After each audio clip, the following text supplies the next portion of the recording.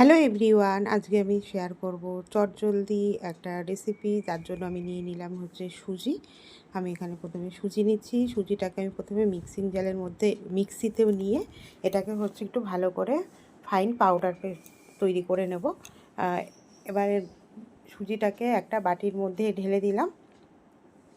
এবার আমি নিয়ে নেব হচ্ছে যেই বাটির পরিমাণে আমি সুজি নিয়েছিলাম তারও হচ্ছে হাফের একটু কম আমি হচ্ছে এখানে টক দই নেব। দইটা হচ্ছে তোমরা যদি বেশি টক হয় তাহলে কিন্তু আরেকটু পরিমাণে একটু কম টক দই এর মধ্যে অ্যাড করবে। আর এদিকে আমি দেখো দুটো আম নিচ্ছি। আমটাকে ভালো করে আমি কেটে নেব, ছোট ছোট স্লাইস করে আমগুলোকে আমি কেটে নেব। আমের সিজনে হচ্ছে তোমরা সহজেই বানিয়ে নিতে পারবে চটজলদি এই রেসিপিটা। আমি সুমি, সবাইকে স্বাগত জানাচ্ছি আমার চ্যানেলে। তো দেখো আম নিয়েছি, আমের স্কিনটাকে ভালো করে ছাড়িয়ে নিই। এবার আমগুলোকে ছোট ছোট পিস করে আমি কেটে নেব।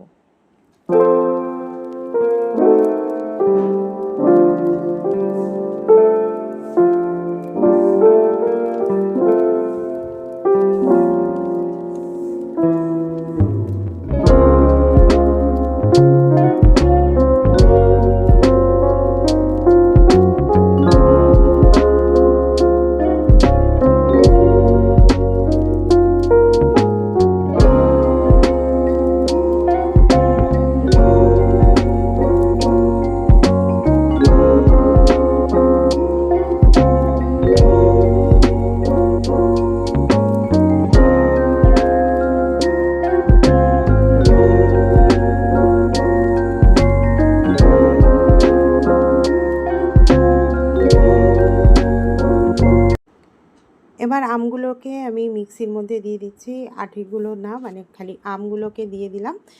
এবার এর মধ্যে আমি অ্যাড করে দেব হচ্ছে চিনি। চিনিটা হচ্ছে তোমরা বুঝেই দেবে, আমটা যেরকম মিষ্টি হবে সেই বুঝে আর কি চিনিটা এর মধ্যে অ্যাড করবে।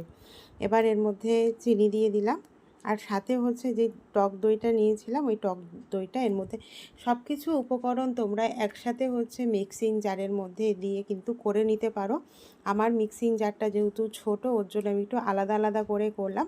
তোমরা একেবারে সব কিছু সুজি, আম, চিনি, দই এগুলো কিন্তু সব একেবারে মিক্সিং জারের মধ্যে দিয়ে একেবারে একটা ফাইন পেস্ট তৈরি করে নেবে। পেস্টটা যত সুন্দর হবে ততই হচ্ছে রেসিপিটা নরম হবে এবং হচ্ছে খেতে ভালোও হবে।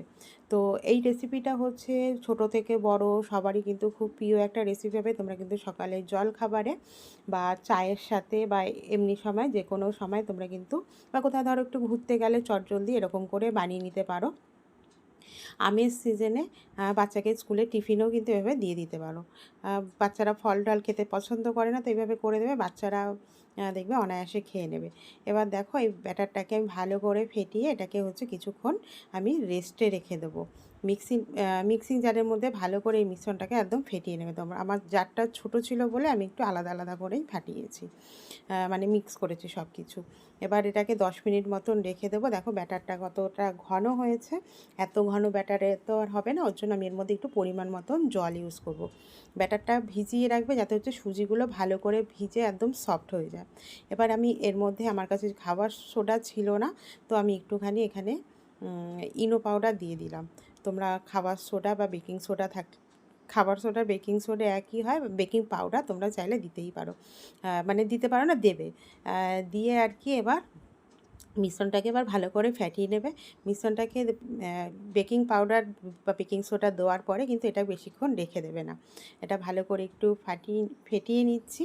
এবার একটা প্যান নিয়ে নিয়েছি, প্যানটাকে হচ্ছে ভালো করে আগে গরম করে নেবে। নিয়ে হচ্ছে আমি এখানে ঘি দিলাম অল্প।